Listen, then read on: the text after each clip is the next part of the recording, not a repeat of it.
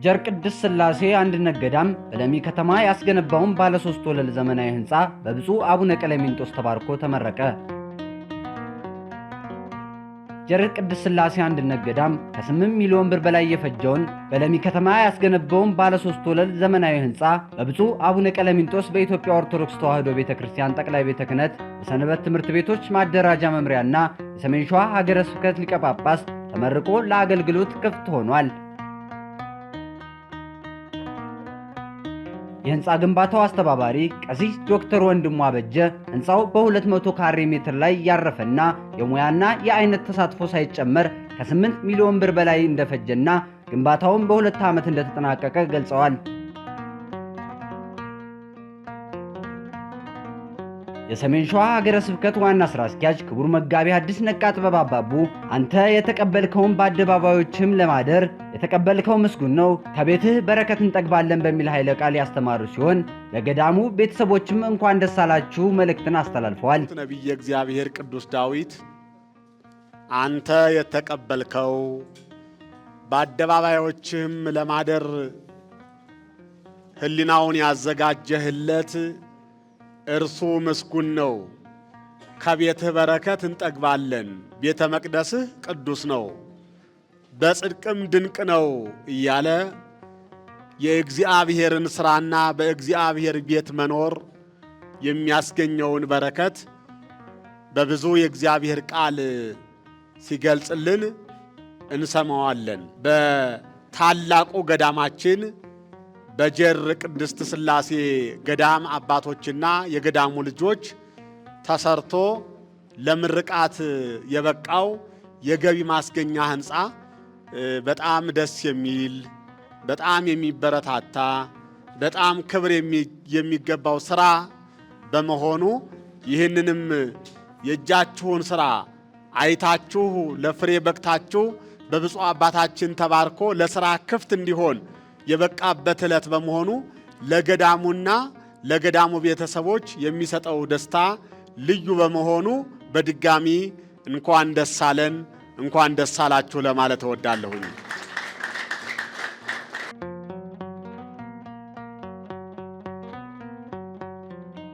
የጀር ቅድስት ሥላሴ አንድነት ገዳም ከመልክዓ ምድር አቀማመጥ ጀምሮ ነፍስን የሚፈውስ አጥንትን የሚያለመልም ከሰማይ በስተቀር ሌላ የማይታይበት የእግዚአብሔር ደጅ የሆነ ገዳም ነው ብለዋል።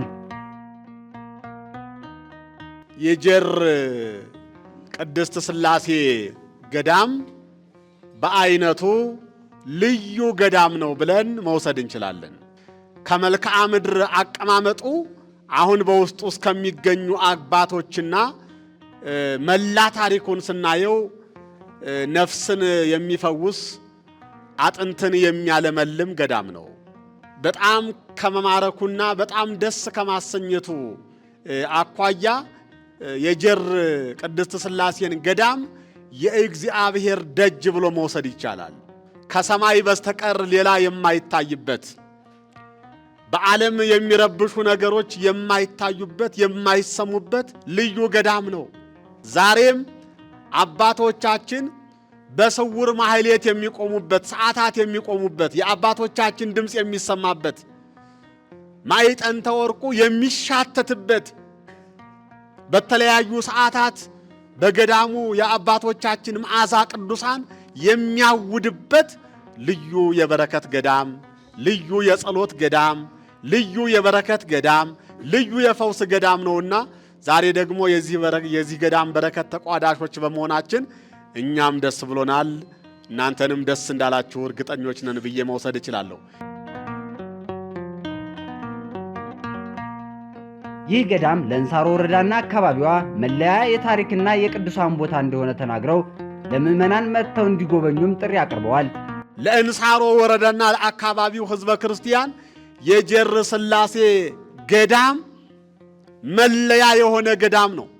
እንደሚታወቀው ወረዳው የብዙ ታሪክ መገኛ የብዙ ቅዱሳን መገኛ ነው። ምናልባት እንደ ታሪኩ አልተናገርለት ሊሆን ይችላል። እንደ ታሪኩ ለዓለም አልተዋወቀ ሊሆን ይችላል። ገዳሙ የበረከት ገዳም ነው። ገዳሙ የሕይወት ገዳም ነው። እንደው ይህንን መልእክት የምትሰሙና ይሄ መልእክት የሚደርሳችሁ በሙሉ ወደዚህ ገዳም አይናችሁን፣ ልባችሁን፣ እግራችሁን ሰብስባችሁ መታችሁ ገዳሙን በመጎብኘት እንደው በረከቱን ውረሱ ነው የምንላችሁ። ሌላ ምንም አንላችሁም። ገዳማውያኑና የገዳሙን ቤተሰብ እጅግ ከልብ ማመስገን እንወዳለን። ለዚህ ሕንፃ መሰራት የደከማችሁትን ሁሉ ሥላሴ በበረከት እንዲባርኳችሁ ከልብ እንመኛለን።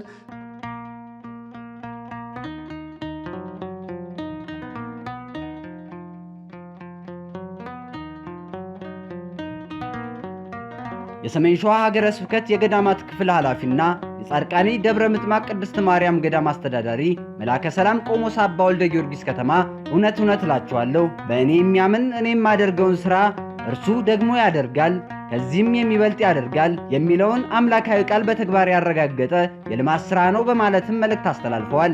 አማን አማን እብለክሙ ዘየአምን ብየ ግብረ ዘአነ እገብር ውእቱኒ ገብር ወዘምኔሁ የአቢ ዮሐንስ ወንጌል ምዕራፍ 14 ቁጥር 12 ላይ እውነት እላችኋለሁ በእኔ የሚያምን እኔ የምሰራውን ሥራ ይበልጣል ወዘየአቢ እምኔሁ ከዛም የበለጠ ሥራ ይሰራል ይላል ጌታችን አምላካችን መድኃኒታችን ኢየሱስ ክርስቶስ። ስለዚህ ዛሬ ያየነው በእውነት የትልቅ ሥራ ትልቅ የሥራ ውጤት ደስ የሚያሰኝ ከዚህ ኃይለ ቃል ጋር አብሮ የሚሄድ ነው። ስለዚህ የጀር ቅድስት ሥላሴ ገዳም እንደሚታወቀው ጥንታዊ ምድራዊ ገነት መሬት ሆነን ሰማይን ብቻ የምናይበት ታላቅ ገዳም ነው። በእውነት የገዳም በዚህ ገዳም ውስጥ እንግዲህ ብዙ አባቶች ያለፉበት ብዙ አባቶቻችን በተጋድሎ በጾም በጸሎት ራሳቸውን ወስነው ገተው የኖሩበት ቦታ ነው።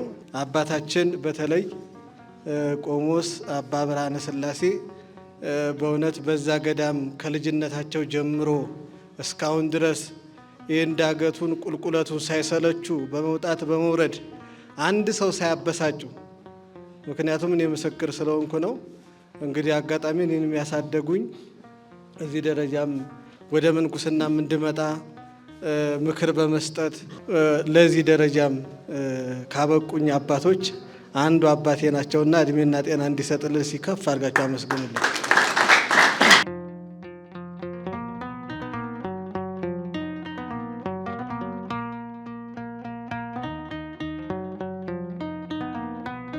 ብፁዕ አቡነ ቀሌምንጦስ በኢትዮጵያ ኦርቶዶክስ ተዋሕዶ ቤተክርስቲያን ጠቅላይ ቤተ ክህነት የሰንበት ትምህርት ቤቶች ማደራጃ መምሪያና የሰሜን ሸዋ ሀገረ ስብከት ሊቀ ጳጳስ ውሃ በሚገኝበት ቦታ የሚዘሩ ክቡራን ናቸው፣ አዝርዕቱ አይደርቁምና በማለት ገዳማት የሰው ልጅ የሚሰራበት የታሪክ የቅርስ ቦታ ነው በማለት አባታዊ መልእክት አስተላልፈዋል። ሲራክ ምን ይላል? ብፁዓን እለ ይዘርኡ ሀበ ቦቱ ማይ ይላል። ውሃ በሚገኝበት ውሃ ባለበት ቦታ የሚዘሩ ይላል። ንዑዳን ክቡራን ናቸው። ውሃ በይከይድዎ አድግ ወላሂም እንስሳት የሚረግጡት ይሄ ጭጨቱ አለበት ቦታ የሚዘራ አዝሪት ውጤታማ ነው፣ አይደርቅም፣ ለነፋስም አይጋለጥም እና እነዚህ ንዑዳን ክቡራን ናቸው ይላል መጽሐፉ ማለት ነው። አሁን ሲራክ ይሄ ሲናገር ስለ ውሃ አይደለም የነገረን ማለት ነው። በገዳማት ውስጥ ብዙ መምህራን አሉ፣ ሊቃውንት አሉ፣ ደቀ መዛሙርት አሉ፣ መነኮሳቱ አሉ፣ መናኔ አሉ፣ አርድእቱ አሉ እና እነዚያ ሁልጊዜ ከሀገራቸው ወይም ከቤተሰቦቻቸው ሲወጡ ገንዘብ ብለው አይደለም፣ ሀብት ብለው አይደለም፣ ገንዘብ አግኝተን እንከብራለን፣ እናድጋለን፣ ሹመት እናገኛለን ብለው አይደለም። ምን ነው ወደ ገዳም የሚገቡት ማለት ነው። ነገር ግን ከእግዚአብሔር በረከት፣ ፍቅር፣ ክብር፣ ቅድስና እናገኛለን ብለው ትተውት ነው ወደ ገዳማቱ የሚሄዱት መናንያኑ ማለት ነው። በገዳም የሚገኘው ያ በረከት ያልኳችሁ ነው። ፍቅር አለ፣ ሰላም አለ፣ አንድነት አለ። በዚያ ላይ የሰውም ሰው የሚሰራበት እዚያ ላይ ነው። ሰው የሚሰራው ገዳም ውስጥ ነው። ገዳማት ውስጥ ነው ሰዎች የሚሰሩት።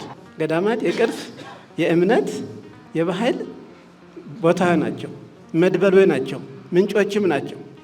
የታሪክም መተላለፊያዎች ናቸው። ታሪክም ጠባቂዎች ናቸው። ገዳማት በኢትዮጵያችን ያሉ ገዳማት፣ በሌሎችም ክፍለ ዓለም ያሉ ገዳማት እንደዚህ ናቸው ማለት ነው። እና ስራቸው ይኸው ነው። ሰው ላይ ሰው ሆነው ለሰው የሚኖሩ ግን ከሰው ከሚሰራው ዓለማዊ ተግባር የወጡ ግን ለሰው የሚኖሩ ሰዎች ናቸው በውስጥ የሚኖሩበት በገዳም ውስጥ ማለት ነው።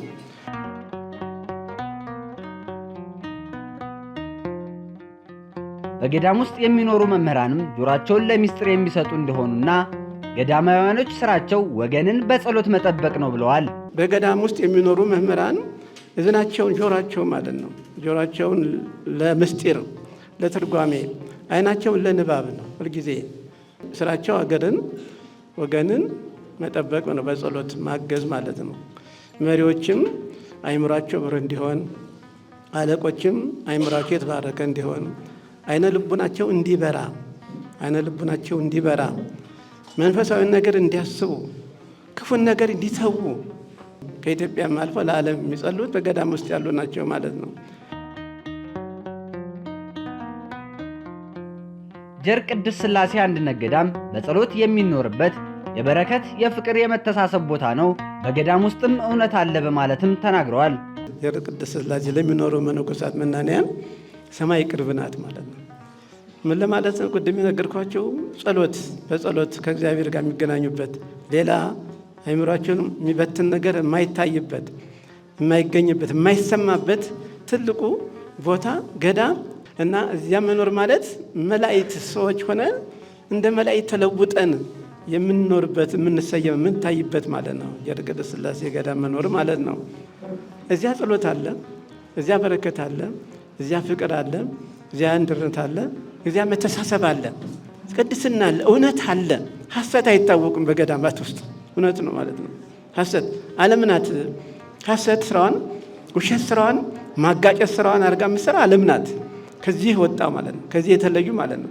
ዓለም ደግሞ ያው መጨረሻዋ ጥፋት ነው።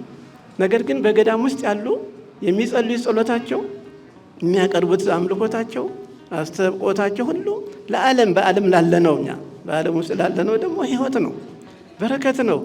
በእነዚያ ጸሎት ነው ተጠብቃ ለምትኖረው ማለት ነው።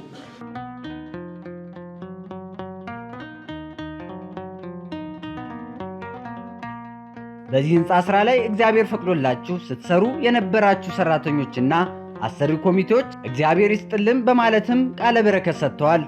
እነዚህ ባለሙያዎች በእውቀትም በጊዜም በሀብትም በጉልበትም ሆነው ነው የሚሰሩት። ጉልበታቸውንም ጊዜያቸውንም እውቀታቸውንም ሀብታቸውንም ጭምር ነው እየሰጡ ያሉት እየሰሩ ቤተክርስቲያን ላይ ጥቅም ላይ እየዋሉ ያሉት ማለት ነው። ጥቅም ላይ እየዋሉት በጣም ይሄ የሚወደድ ነው። እንዲህ ያለ ሰው ነው እግዚአብሔር ፈልገው እንዲህ ያለው ነው። በዚህ ህንፃ ላይ ከህንፃ አሰሪው ጀምሮ ከገዳሙ አበምኔት ጀምሮ ገዳማቱ መነኮሳቱ በተልእኮ እየወጣችሁ ሰው ፊት እየደረሳችሁ እናንተ ተወክላችሁ የገዳሙን ሀሳብ መነግሮ እስከ ማስፈጸም ድረስ የደረሳችሁ እናንተም የተባረካችሁ ነው። እግዚአብሔር ወደዳችሁ ናችሁ ማለት ነው። እና ማንም ሰው ስራ ብሎ መነሳት ቢችል ካልፈቀደለት በሀሳብ ብቻ ይቀራል እንጂ አይሰራም። እግዚአብሔር የፈቀደለት ሰው ግን እንዳሁን ጀምሮ ተመልከቱ ይጨርሳል። እግዚአብሔር የፈቀደለት ሰው በጸሎት የታገዘ ሰው ይጨርሳል። አሁን እነዚህ ወንድሞቻችን ኮሚቴዎቹ ማለት ባለሙያዎቹ ማለት በጸሎት ገዳሙ እያገዘ በሙያቸው ደግሞ ሰርተው ነው በተወሰነ በትንሽ ጊዜ እዚህ ያደረሱ ማለት ነው። እና እግዚአብሔር ይባርክልን ነው የምንላቸው። እግዚአብሔር ቀድሳችሁ በረድኤቱ ያለያችሁ ነው። የተራዳችሁትም በእውነቱ ይሄን ስራ እንዲሰራ በመርዳት በሀሳብም በዚህ በአካባቢም ያላችሁት ሰዎች ከባለስልጣናቱ ጀምሮ ነዋሪዎችም አሁን ቅድም ምስክር ወረቀት የተሰጣችሁ ሁላችሁም ያገዛችሁ መስዋዕትነት ነው፣ ቅድስና ነው፣ በእውነት መባረክ ነው፣ መመስገን እግዚአብሔር መመረጥ ማለት ነው። እግዚአብሔር ፈቀደልህ ግን በቁም ነገር ላይ ይገኛል። በቁም ነገር ሰርቶ ያልፋል ማለት ነው። እና በቁም ነገር ውስጥ ስላላችሁ እንኳን ደስ አላችሁ ሁላችሁ እንላችኋል። ሆነ ቁም ነገር ውስጥ ያላችሁ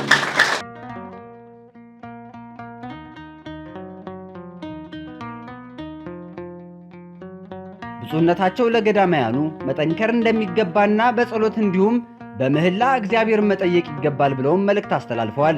እናንተም ደቀ መዛሙርቱ፣ መነኮሳቱ፣ መናንያኑ፣ መምህራኑ እግዚአብሔር አይምራችሁን ይባርክላችሁ ነው።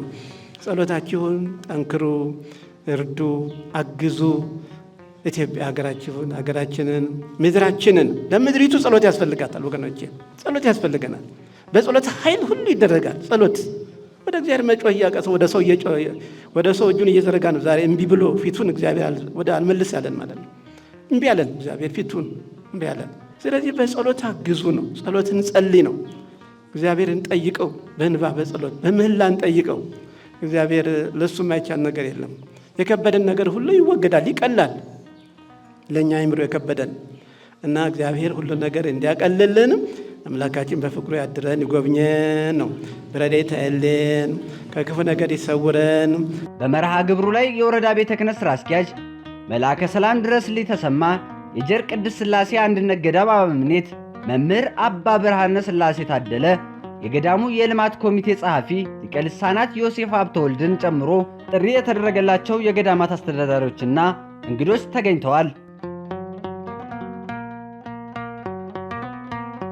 በተያያዘ መረጃ ምዕራፈ ቅዱሳን በልበሊት ኢየሱስ ገዳም በለሚ ከተማ እያስገነባ የሚገኘው ባለ 4 ወለል ዘመናዊ ሕንፃና በግንባታ ላይ ያለው የወቀሎ ደብረ መንክራት ቅዱስ ጊዮርጊስ ቤተክርስቲያን በብፁዕ አቡነ ቀለሚንጦስ ተጎብኝቷል። ምዕራፈ ቅዱሳን በልበሊት ኢየሱስ ገዳም በለሚ ከተማ እያስገነባ የሚገኘው ባለ 4 ወለል ዘመናዊ ሕንፃና በግንባታ ላይ ያለው የወቀሎ ደብረ መንክራት ቅዱስ ጊዮርጊስ ቤተክርስቲያን በብፁዕ አቡነ ቀለሚንጦስ በኢትዮጵያ ኦርቶዶክስ ተዋሕዶ ቤተክርስቲያን ጠቅላይ ቤተ ክህነት የሰንበት ትምህርት ቤቶች ማደራጃ መምሪያና የሰሜን ሸዋ ሀገረ ስብከት ሊቀ ጳጳስ ቡራኬ ተጎብኝቷል።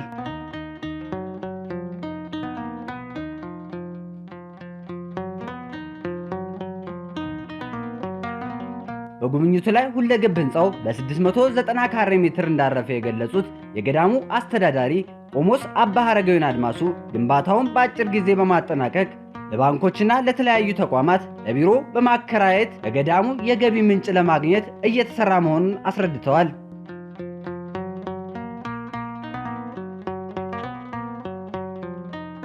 ሕንፃው በአይነቱና በጥራቱ በይዘቱ ለከተማው የመጀመሪያ መሆኑን ቆሞስ አባ ሐረጋዊን ገልጸው ለገዳሙም የተለያዩ ጥቅሞች እንደሚኖረውም አስተዳዳሪው ተናግረዋል።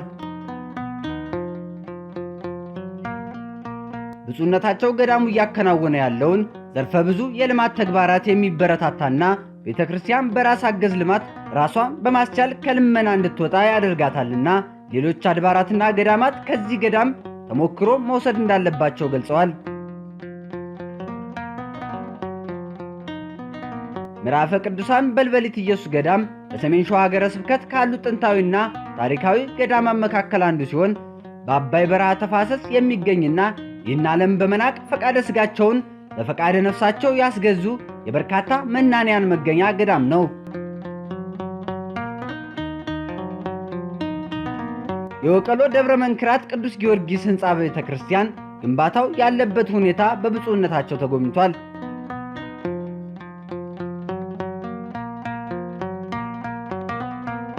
ከጉብኝቱም በኋላ ብፁዕነታቸው መስተካከል ያለባቸውን ጉዳዮች በተመለከተ ለወረዳ ቤተ ክህነትና ለሕንፃ አሰሪ ኮሚቴዎቹ አባላትም አባታዊ መመሪያን ሰጥተዋል።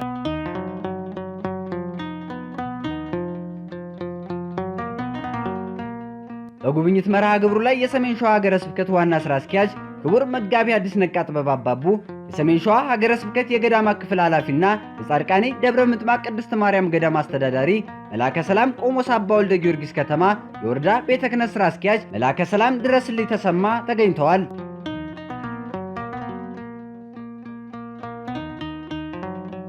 መረጃው የዲያቆን አሰፋ ጌትነት ነው።